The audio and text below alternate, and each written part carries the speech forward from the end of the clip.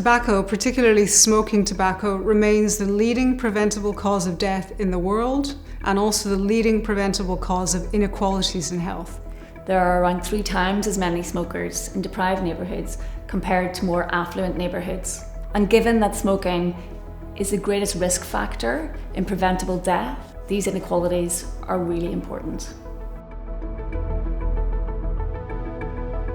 It's long been recognised that smoking is driven by much more than individual choice. It's been driven by the activities of the industry themselves, including through their marketing and promotion campaigns, but also through their formulation of the product to maximise addiction through nicotine.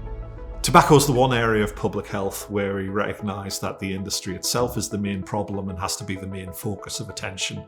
And that's what's driven transformational policies like smoke-free public places, comprehensive bans on advertising, plain packaging, and bans on displays of attractive packaging in supermarkets. We know that raising the price of tobacco is one of the single most effective things we can do to reduce smoking prevalence. And we also know that because smoking is so socially patterned and is highest in our most deprived communities, that by increasing the price of tobacco, that it'll reduce prevalence highest in our most deprived areas. There are various policy options to reduce the availability of tobacco products. We might want to limit the availability of tobacco by capping the number of tobacco outlets per head of population. We might want to think about a minimum distance between tobacco outlets, or we might want to think about reducing the numbers of outlets around spaces where children congregate, for example around schools or around play spaces. We can also think about the hours of sales and limiting sales to particular types of stores. We could introduce a policy to progressively increase the age at which people are able to purchase tobacco in order to phase out tobacco sales. When we think about reducing smoking, we need to address both supply and demand. So supply is about changing the environment, taking action on the activities of the companies that sell these products, and demand is thinking about, well, what do individuals need? And that often translates to offering people support.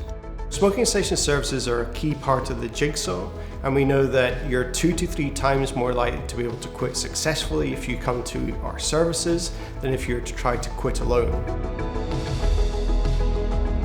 Vaping and e-cigarettes are controversial in public health in the UK. It is broadly accepted that these products have an important role to play as part of smoking cessation, but there is concern about them becoming attractive to non-smokers. There's concern about the use of flavourings and the use of marketing, making them appeal particularly to young people. And there are concerns that such products can also allow tobacco companies to present themselves as somehow being part of the solution, and that this might shift attention away from more aggressive regulation. Have we addressed all the challenges surrounding tobacco control? Well, we have made huge progress.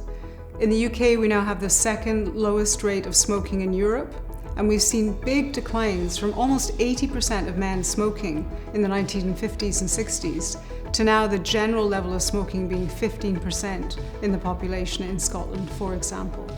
But we still have much to do. It's still the leading preventable cause of death.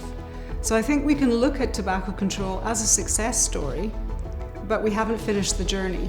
And it's something that other parts of public health are looking at very carefully.